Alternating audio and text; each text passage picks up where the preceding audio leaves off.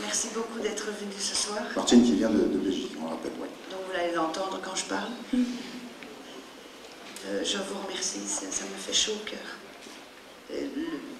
Mon but était vraiment qu'on parle de cette maladie, c'est très important pour trouver d'autres cas, pour pouvoir faire avancer la recherche. Parce que pour l'instant, Shana est le seul cas au monde connu à ce jour.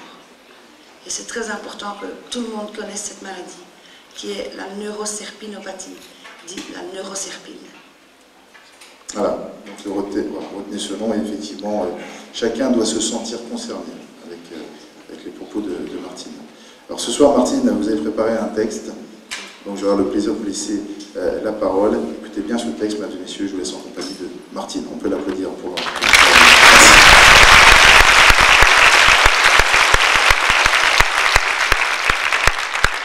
Mesdames, Mesdemoiselles, Messieurs, les enfants, bonsoir. Je me présente, je suis Martine, la maman de Shana et de Océane. Chaque vie est unique. Chaque vie est semée d'obstacles, souvent imprévisibles à accepter, surtout à comprendre, à affronter, puis à pouvoir surmonter. Celle de Shana me l'a enseigné. Rien ne me préparait à une telle expérience. Aujourd'hui, le cœur en lambeaux, mes pensées s'envolent vers ce jour béni. 20 août 1996, 18h20, je suis maman pour la première fois. Le cœur comblé, je découvre émerveillée ma petite perle Shana.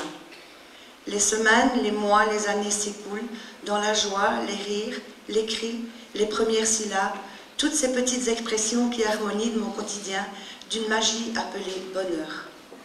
Ma Shana, au caractère déjà bien affirmé et petite élève brillante à l'école, me surprend et me comble de fierté par sa facilité aux apprentissages scolaires.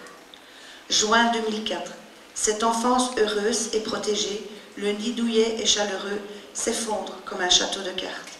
Rentrée de l'école, les deux mains posées sur la tête, elle m'exprime une douleur insoutenable.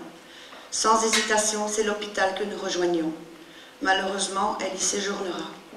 Shana, 8 ans, est atteinte d'épilepsie sévère, bitemporale réfractaire au traitement. D'après les neurologues, c'est une maladie orpheline. Elle est hospitalisée au centre neurologique William Lennox à Ottignies, en Belgique. Chaque jour, impuissante, je regarde ma petite fille se dégrader. La situation devient ingérable, la fréquence des crises, les troubles de son comportement inexpliqués, les cris aigus, la perte du langage.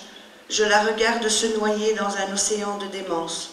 Je suis là, face à elle, complètement anéantie. Le seul espoir qui me reste est l'opération au cerveau, qui consiste à isoler le foyer épileptique. Cette lueur me regorge d'espoir et de confiance, mais une appréhension persiste, la crainte d'un espoir illusoire. Shana sera opérée le 22 mars 2006 par l'équipe de chirurgiens des cliniques universitaires de Saint-Luc à Bruxelles. Après 12h30 d'intervention et d'attente, l'opération est un succès. Et pourtant, je n'ai pas de bonnes nouvelles. La biopsie révèle que Shana est atteinte d'une maladie qui détruit les neurones.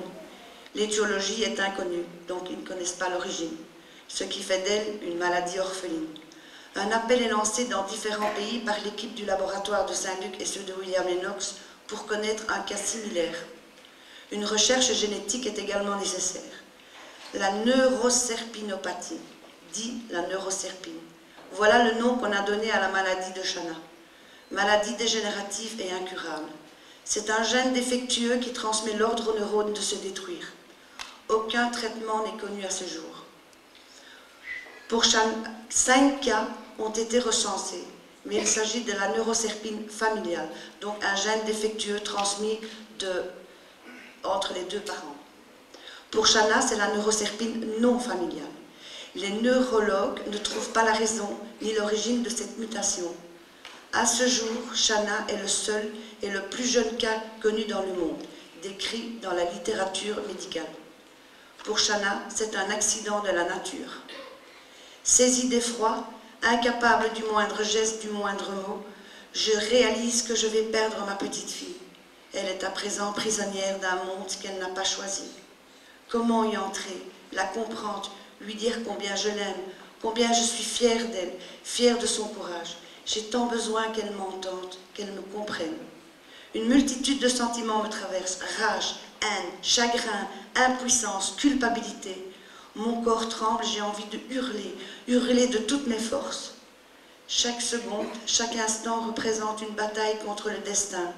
Je vis de nausées contre l'injustice de nos vies anéanties, ce chemin que l'on n'a pas choisi mais qui est le nôtre, dans lequel nous devons avancer. Dernière croyance, ce voyage que nous avons réalisé à Lourdes, dans l'espoir que le ciel ne soit pas vide.